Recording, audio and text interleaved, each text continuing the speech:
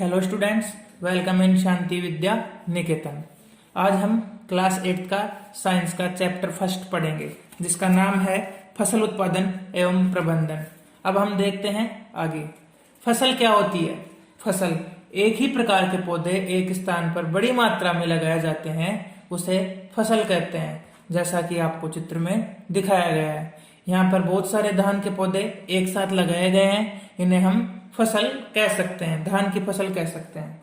अब फसल को दो भागों में बांटा गया है, मुख्यतः इनमें क्या वर्गीकृत किया गया है, जिनमें पहला है खरीफ की फसल, दूसरा है रबी की फसल। अब पहला खरीफ की फसल। खरीफ की फसल को वर्षा ऋतु में बोया जाता है। वर्षा ऋतु कब से कब तक होती है? वर्षा ऋतु होती है जून से सितंबर माह तक। अब इसके अंदर कौन कौन से बीज उगाए जाते हैं? वो है धान, मक्का, सोयाबीन, कपास आदि। ये सभी बीज हम वर्षा ऋतु में बोए जाते हैं और इन्हें खरीफ की फसल कहते हैं। अब दूसरा भाग आता है रबी की फसल।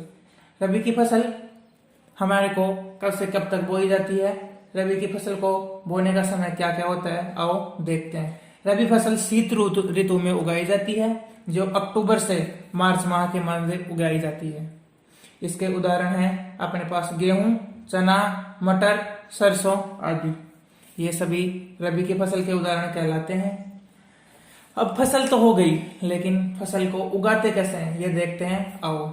इसको कृषि पद्धति से उगाते हैं। अब कृषि पद्धति क्या है, कृषि पद्धति के मुख्य बिंदु क्या हैं, आओ देखते हैं।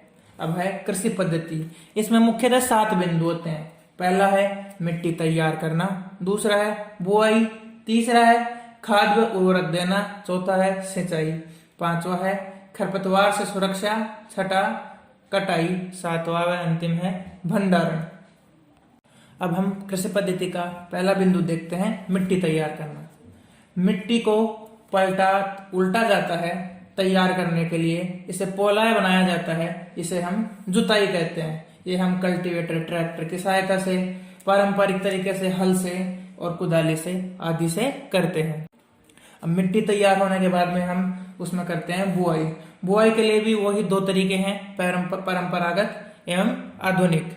जो परंपरागत तरीका है उसमें बैलों से हल के माध्यम से बुआई की जाती है, तथा जो आधुनिक तरीका है जिसमें ट्रैक्टर से सीड ड्रिल को अटैच करके उसके अंदर एक साथ बहुत सारे बीज डाल दिए जाते हैं और वो धीरे धीरे जैसे जैसे ट्रैक्टर आगे जाता है एक एक करके वो बीज जमीन के अंदर बुआई उनकी होती रहती है। परंपरागत तरीके में क्या होता है कि समय बहुत अधिक खर्च होता है, किसान को मेहनत अधिक करनी पड़ती है। और आधुनिक तरीके में क्या है, ये थोड़ा क्या है एक्सपेंसिव है, अर्थात महंगा है। इसके अंदर ट्रैक्टर का आदि का खर्चा आता है, परंतु ये बहुत ही जल्दी और कम मनुष्य की लागत से हो जाता है, आसानी से हो जाता है।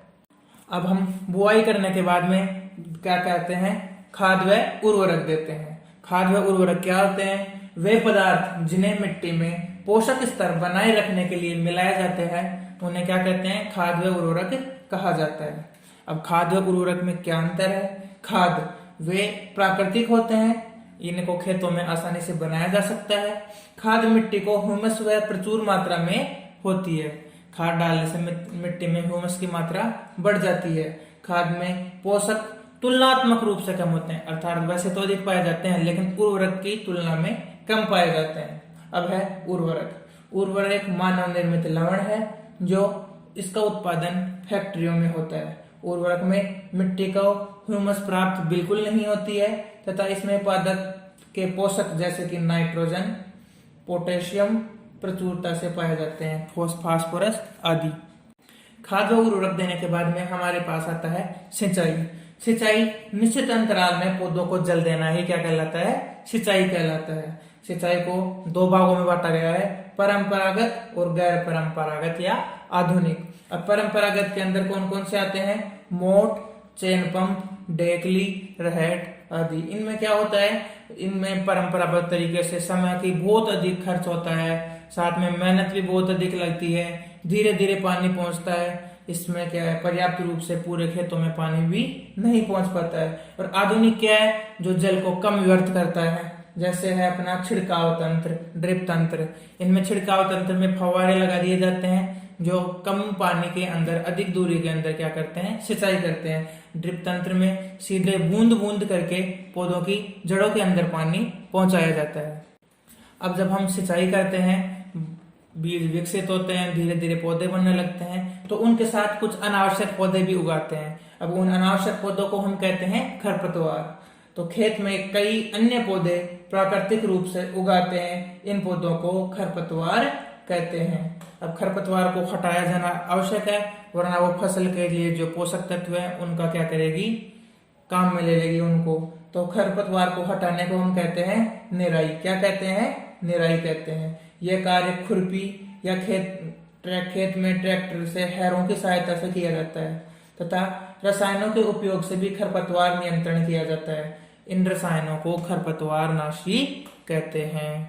ये आपको नीचे चित्र में सारे दिखाए गए हैं। खुरपी, हैरे एवं खरपतवार नाशी का उपयोग कैसे कैसे होता है। उसके बाद में अगला बिंदु अपने पास आता है कटाई।